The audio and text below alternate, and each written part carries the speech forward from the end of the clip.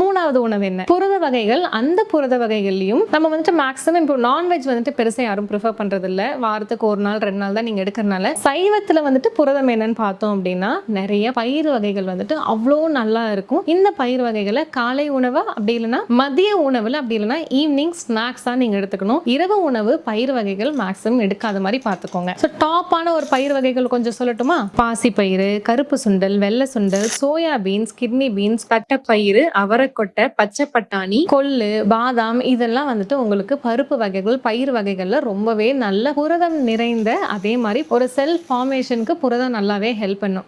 செல் ஃபார்மேஷனுக்கு collagen வேணும், fat வேணும், மாவுச்சத்து வேணும், எல்லாம் வேணும். ஆனா பில்டிங் பிளாக்ஸ் ஆஃப் தி செல் பாடி அப்படின்னு பார்த்தா புரதம் வந்துட்டு ஒரு பெரிய ரோலை வந்துட்டு பிளே பண்ணுது. நம்ம எல்லாம் என்ன பண்ணிடுறோம்னா பயிர் வகைகள் செய்யனாலே நைட்டு ஊற வச்சு காலையில ஒரு விசில் விட்டு எடுத்து அதை அப்படியே பச்சையா சாப்பிடுறோம். அது எப்படி நமக்கு ஒரு இன்ட்ரெஸ்டே இருக்கு அதுல சாப்பிட்றதுக்கு. நம்மளே கொஞ்ச நாள் சாப்பிட்டு விட்டுருவோம். ஆனா அழகா